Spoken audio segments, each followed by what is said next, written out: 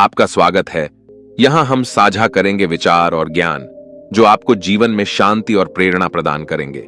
हमारी यह यात्रा हम सभी को मनोबल से भरने के लिए है, ताकि हम सभी अपने सपनों की पूर्ति की ओर बढ़ सकें।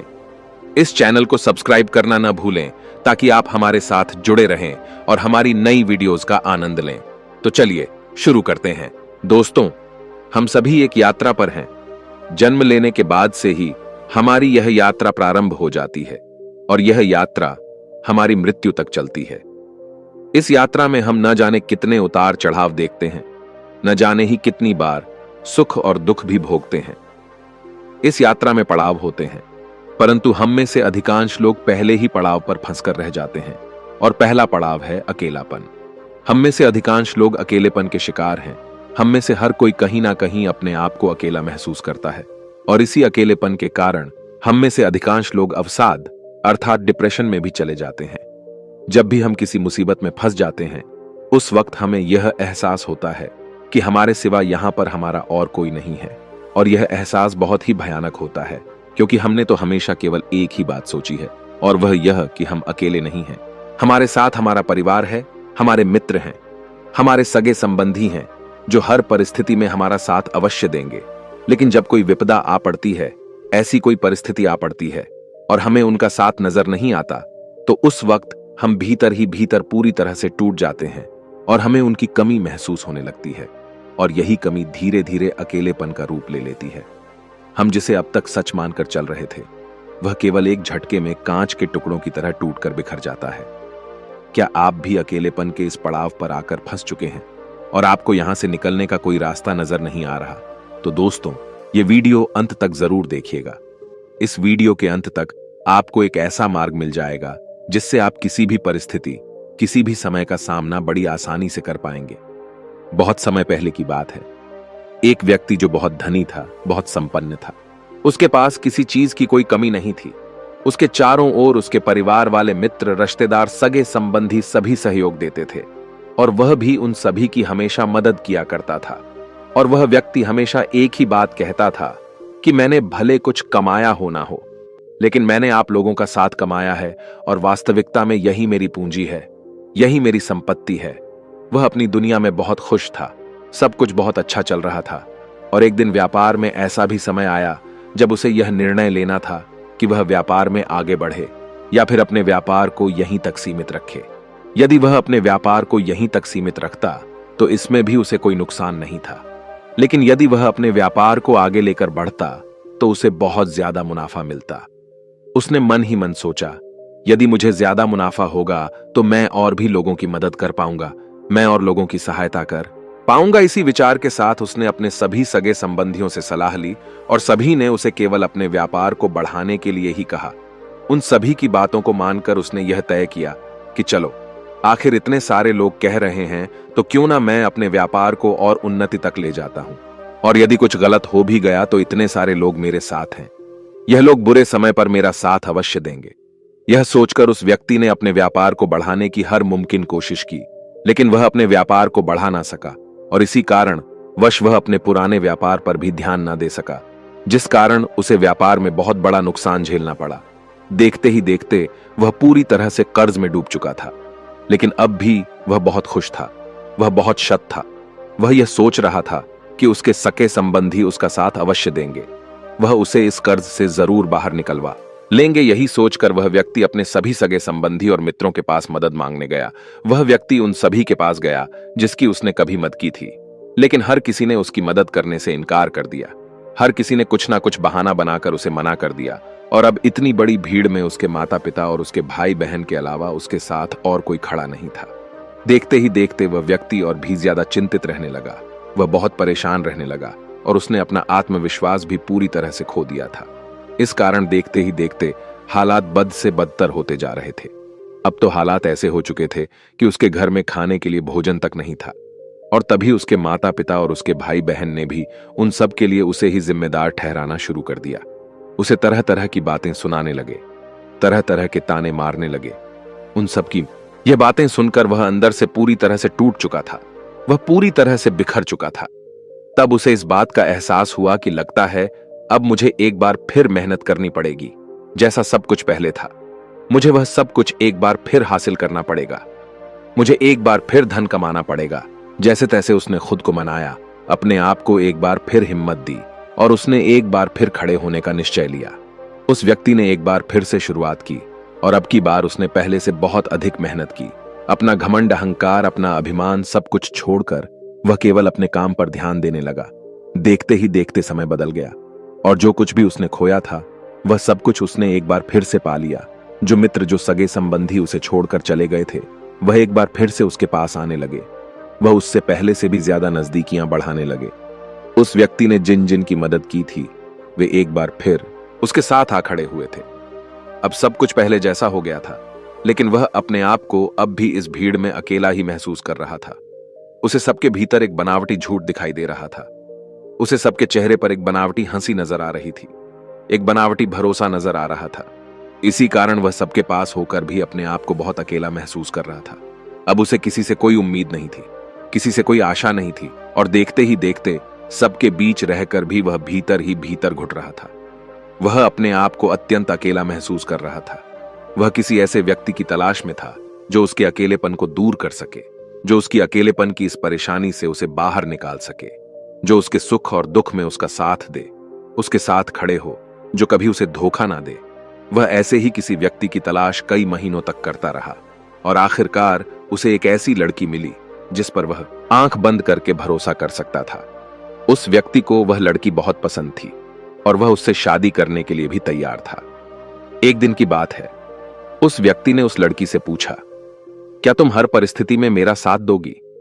इसके जवाब में वह लड़की कहती है, हां, मैं तुमसे वादा करती हूं कि हर स्थिति में मैं तुम्हारे साथ ही रहूंगी, फिर चाहे समय कैसा भी क्यों ना हो। मैं कभी नहीं बदलने वाली, मैं तुम्हारे साथ हमेशा खड़ी रहूंगी। लेकिन एक दिन उस व्यक्ति के मन में ख्याल आया कि कहीं यह भी बाकी लोगों की तरह बदल ना जाए, कहीं यह लड़की भी उसे धोखा ना दे दे।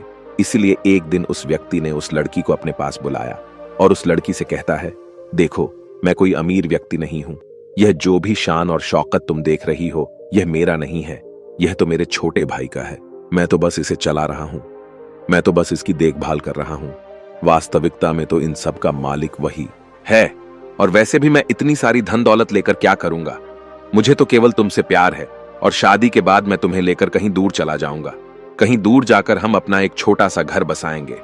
हम वहां पर खुशी खुशी अपना जीवन बिताएंगे। उस लड़की की यह बात सुनकर वह लड़की मुस्कुराते हुए उस लड़के से कहती है, तुम भी कितने भोले हो। अगर यह व्यापार तुम चला रहे हो, इसकी बागडोर तुम्हारे हाथों में है, तो तुम इसे अपने नाम पर भी तो करवा सकते हो। आखिर तुम्हें इसमें कितना समय लगेगा? जब तुम यह व्यापार अपने नाम करवा लोगे तभी मैं तुमसे शादी करूंगी, पर ना मुझसे शादी करने का ख्याल मन में भी मत लाना। यह सुनकर वह व्यक्ति जोर से हंस पड़ा और वहां से चला गया। उस लड़की की बात सुनकर उस व्यक्ति के दिल को बहुत चोट पहुंची थी। वह अंदर ही अंदर पूरी तरह से टूट चुका था। अब उसे किसी से भी कोई उम्मीद नहीं रह गई थी। अब तक उसके जीवन में इतना अकेलापन नहीं था जितना कि अब वह अपने आप को अकेला महसूस कर रहा था। चारों तरफ हर कोई उससे झूठ कह रहा था। चारों तरफ हर किसी के चेहरे पर झूठी हंसी और झूठा मुखौटा था। उसे किसी पर अब भरोसा नहीं रह गया था और भीतर ही भीतर उसका अकेलापन उसे खाए जा रहा था, जिस कारण वह बहुत परेशान रहने लगा था। वह बहुत चिंतित रहने लगा था। वह किसी भी हालत में अपने इस अकेलेपन से छुटकारा चाहता था। एक दिन की बात है, वह व्यक्ति सैर करता हुआ अपने नगर से बाहर निकल गया और अपने नगर के बाहर निकलते ही उसे कुछ ही दूरी पर एक आश्रम दिखाई दिया। वह व्यक्ति उस आश्रम में जा पहुंचा। वहां पर बहुत शांति थी, बहुत सुकून था। उसे वहां की शांति बहुत अच्छी लग रही थी, जिस कारण उसका अकेलापन भी मिट रहा था। वह व्यक्ति उस आश्रम के बाहर बैठ गया और उस शांति का अनुभव करने लगा। तभी उसके सामने एक बौद्ध भिक्षु आ खड़े हुए और उन्होंने उस व्यक्ति से कहा, भनते मन को सुकून मिला। इस पर वह व्यक्ति उन भिक्षु को देखकर खड़ा हो गया और उन्हें प्रणाम करके कहता है, हे गुरुवर, यहां कितनी शांति है, यहां कितना सुकून है, और बाहर की दुनिया में तो हर कोई हमें लूटना चाहता है, हर कोई हमें तकलीफ देना चाहता है। इस पर वह बहुत भिक्षु उस व्यक्ति से कहते हैं, भंते, आखिर तुम्हारी समस्या क्या है? तुम मुझे खुलकर बता सकते हो। इस पर वह व्यक्ति उन बौद्ध भिक्षु से कहता है, हे गुरुवर, मैं बहुत अकेला हूं। मेरा यहां पर कोई नहीं। मेरे चारों तरफ घूमने वाला हर एक व्यक्ति केवल मेरी धन दौलत से प्यार करता है। उसे मुझसे कोई मतलब नहीं। मेरे पास बेशुमार धन दौलत है, सारी सुख सुविधाएं हैं। मेरा परिवार, मेरे मित्र, मेरे सहयोगी, मेरे सभी सगे संबंधी भी मेरे साथ ही हैं। लेकिन उनके होने के बावजूद भी मैं बहुत अकेला महसूस करता हूं। मुझे ऐसा प्रतीत होता है कि मेरे पास सब कुछ होकर भी मेरे पास कुछ नहीं है। उन बौद्ध भिक्षु ने उस युवक की सारी बातें ध्यानपूर्वक सुनी और उसके बाद वह उस व्यक्ति से कहते हैं, भंते, मनुष्य जन्म से लेकर मृत्यु तक 2 पड़ाव में जीवन जीता है। पहला पड़ाव किसी भी मनुष्य को बड़ी सहजता से मिल जाता है, जिसमें उसे यह एहसास होता है कि इस जीवन में वह अकेला है।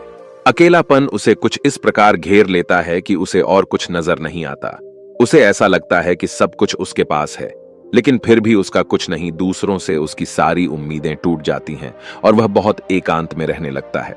वह बहुत चिंतित और परेशान रहने लगता है। इसी अकेलेपन को समाप्त करने के लिए वह जिंदगी भर यहां से वहां भटकता है। वह इस संसार में तरह तरह की चीजों को पाना चाहता है जिससे उसका एकांत मिट सके, परंतु वह यह भूल जाता है कि यह सभी चीजें तो एक ना एक दिन उसके हाथ से छूट ही जाना है। अंत में तो उसे अकेले ही जाना है और अधिकांश लोग इसी चक्र में फंसे रह जाते हैं। वह इस अकेलेपन को भरना तो चाहते हैं पर कभी भर नहीं पाते।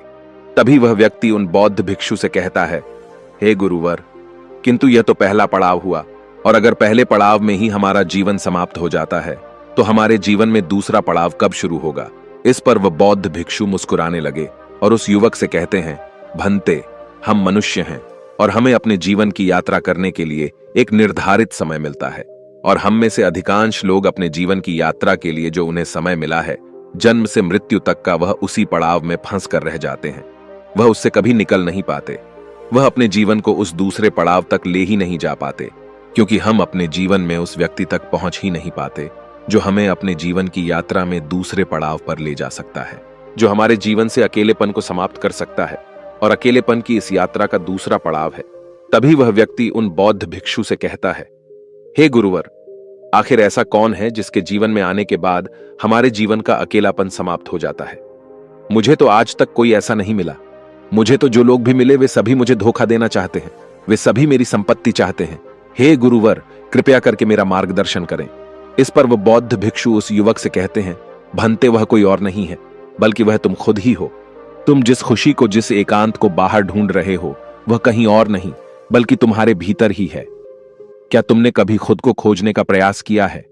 क्या तुमने खुद को कभी जानने का प्रयास किया है? तुम्हारे जीवन का सबसे बड़ा शुभचिंतक कोई और नहीं बल्कि तुम ही तो हो।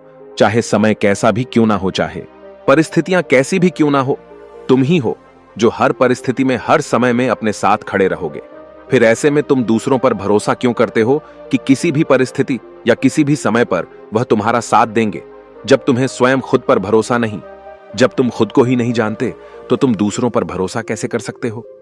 आगे वह बौद्ध भिक्षु उस युवक से कहते हैं, भंते, जिसने खुद को जान लिया, जिसने खुद से प्रेम करना सीख लिया, जिसने खुद पर भरोसा करना सीख लिया, वह जीवन की यात्रा के दूसरे पड़ाव पर पहुंच ही जाता है और उसका अकेलापन भी हमेशा हमेशा के लिए समाप्त हो जाता है और उसे एकांत प्राप्त होता है।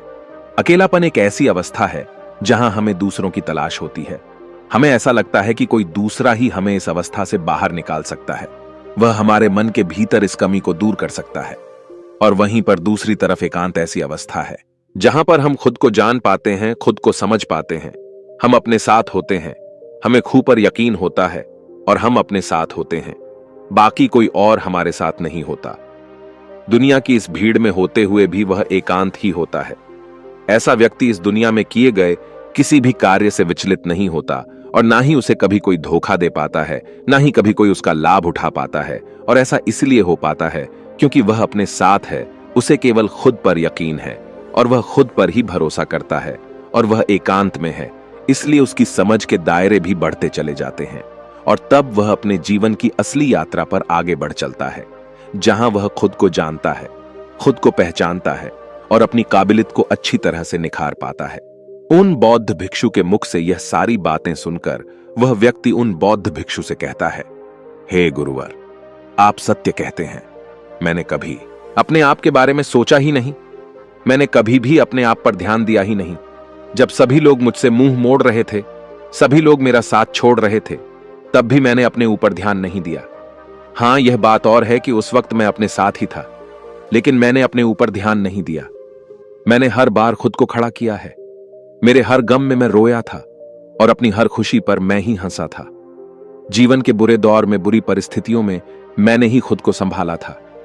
हे गुरुवर, मैं खुद के इतना नजदीक था, लेकिन फिर भी मैं अपने आप पर कभी ध्यान नहीं दे पाया और अपने जीवन काल में केवल उन लोगों के पीछे भागता रहा, उन लोगों को ढूंढता रहा जिस पर मैं भरोसा कर सकूं, जिनके कारण मेरे जीवन का अकेलापन दूर हो सके। लेकिन अब मेरे ऊपर जो अकेलेपन का बोझ था वह हट चुका है और अब मैं आगे की यात्रा करना चाहता हूं, अर्थात मैं अपने एकांत में जाना चाहता हूं, जहां मेरे साथ केवल मैं ही रहूं और किसी के लिए कोई जगह ना हो। इतना कहकर उस व्यक्ति ने उन बौद्ध भिक्षु को प्रणाम किया और वापस अपने घर लौट गया। दोस्तों, हमारा जीवन भी अकेलेपन से भरा हुआ है। किसी को किसी चीज की कमी है तो किसी के पास सब कुछ होते हुए भी वह अकेला है, और इस अकेलेपन का कारण हमेशा दूसरे ही होते हैं। जीवन में यह अकेलापन आना जरूरी होता है, क्योंकि इसके आए बिना हम एकांत की महत्वता को नहीं समझ पाएंगे और ना ही उसे पाने की ओर आगे बढ़ पाएंगे, जहां हमें किसी से कोई उम्मीद नहीं होती। हम केवल हमारे साथ होते हैं, हम अपने साथ हमेशा खुश रहते हैं। इतनी बड़ी भीड़ में केवल कुछ ही लोग होते हैं जो एकांत में रह पाते हैं, जो खुद को जान पाते हैं, खुद को पहचान पाते हैं, और वह अपने जीवन में परिवर्तन भी ला पाते हैं। वह अपने जीवन में जो चाहते हैं वह कर सकते हैं। वह इस भीड़ पर भी राज कर सकते हैं और वह चाहे तो इस भीड़ को जहां चाहे वहां ले जा सकते हैं। जो व्यक्ति एकांत में रहता है उसके विचार बहुत ही शक्तिशाली होते हैं। ये आसानी से कभी किसी की बात पर भरोसा नहीं करते और ना ही कभी किसी की बात से प्रभावित होते हैं। लेकिन एकांत का अर्थ यह भी नहीं कि आप यह संसार छोड़कर, अपना घर बार छोड़कर कहीं पर चले जाएं। इसका अर्थ तो यह होता है कि आप इस भीड़ में रहकर, इस संसार में रहकर भी आप इस भीड़ का हिस्सा ना बने और ना ही संसार का हिस्सा बने। हां, संसार के सारे कार्य करते हुए भी आप अपने साथ रहे, अपने आप खुश रहे, अपने दुख में रोए, अपनी खुशी में हंसे और खुद पर भरोसा करें। दोस्तों, आज के इस वीडियो से आपने क्या सीखा वो मुझे आप कमेंट में जरूर बताइएगा। और इसी के साथ साथ में उम्मीद है कि आपको आज की यह वीडियो जरूर पसंद आई होगी। तो इस वीडियो को लाइक और अपने दोस्तों के साथ शेयर भी जरूर कीजिएगा और हमें ऐसे ही सपोर्ट करने के लिए चैनल को सब्सक्राइब और घंटी बटन को जरूर दबा दीजिएगा। तो चलिए फिर मिलते हैं ऐसी एक और वीडियो में। तब तक के लिए अपना ख्याल रखें। धन्यवाद।